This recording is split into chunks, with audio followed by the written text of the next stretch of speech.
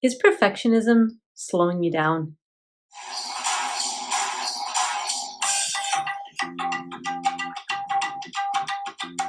Hi there, and welcome back to Ask Dr. Syra, the show where I answer your questions about personal growth, relationships, and mental health. Today's question comes from Zara. Zara says, I am an artist. Most of my work is paint on canvas, though I have dabbled in other mediums. Lately, I'm feeling perfectionistic in my art, and it's getting in the way of completing pieces. Any advice? I'm an artist. Most of my work is paint on canvas, though I've dabbled in other mediums. Lately, I'm feeling perfectionistic in my art, and it's getting in the way of completing pieces. Any advice? This is a great question. And I think about art and I think about perfection, and like there's just so many juicy pieces here. So let's start by talking about nature's canvas, right? You talked about paint and canvas. And if you look at nature's canvas, I'm actually just looking outside at the trees here, and it's exquisite. And yet, is it perfect? Is this particular cedar tree perfect? Because when I look at that other cedar tree, well, it has a few more branches and there's a nest in that other one. And which one's the perfect tree, right?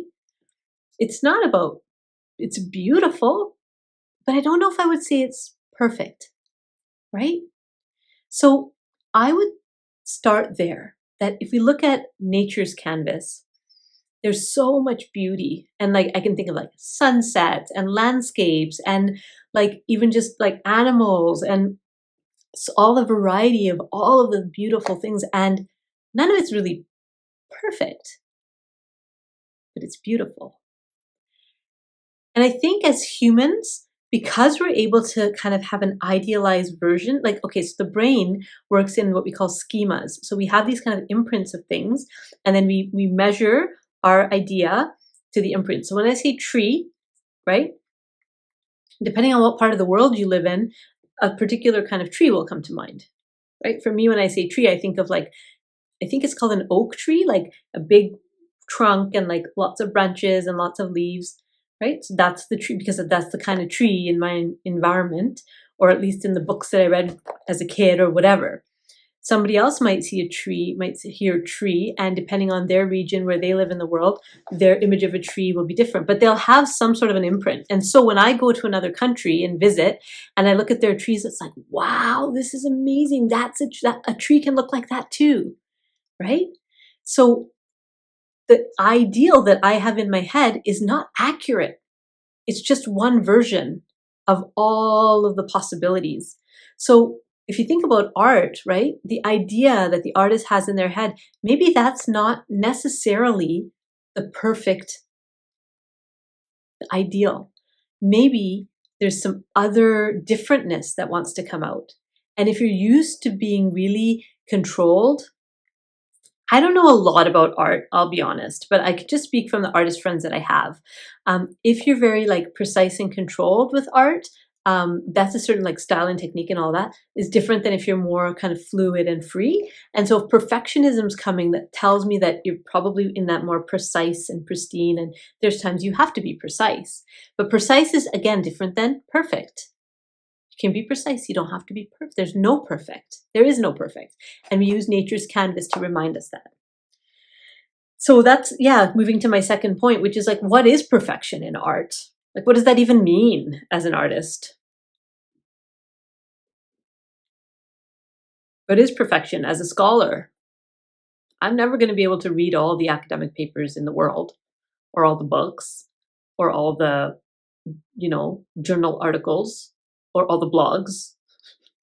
Would that be perfection? Like having all the knowledge, like every single, as an artist, you're never, I mean, you said you've dabbled in other mediums, right? You maybe aren't an expert in them, but you dabbled. And so just taking a step back and asking yourself, like, what does perfection even mean in the context of art? Is this an idea that I'm throwing in here that actually has nothing to do with art and came from somewhere else? And now I'm implanting it, I'm like transplanting it onto art. That'd be the second one. The third one is a little bit deeper. Now, please forgive me. I'm going to be a little direct here. Zara, perfectionism can often be a strategy of the ego to slow you down.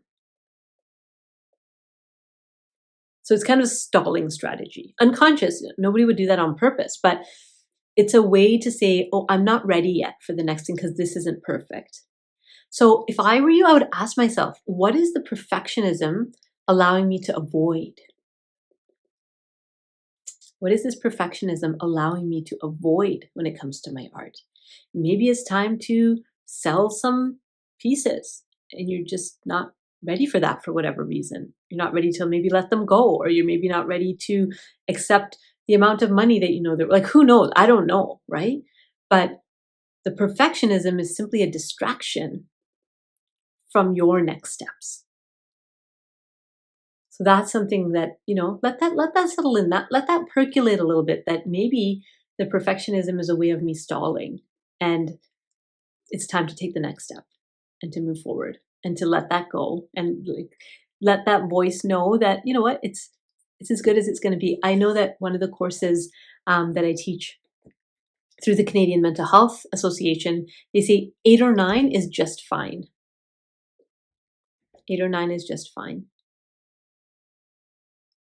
You don't have to be a 10. How could it even be a 10? Like, according to who? Because your 10 is probably like more like a 25 for most people, right? I hate it when people do that.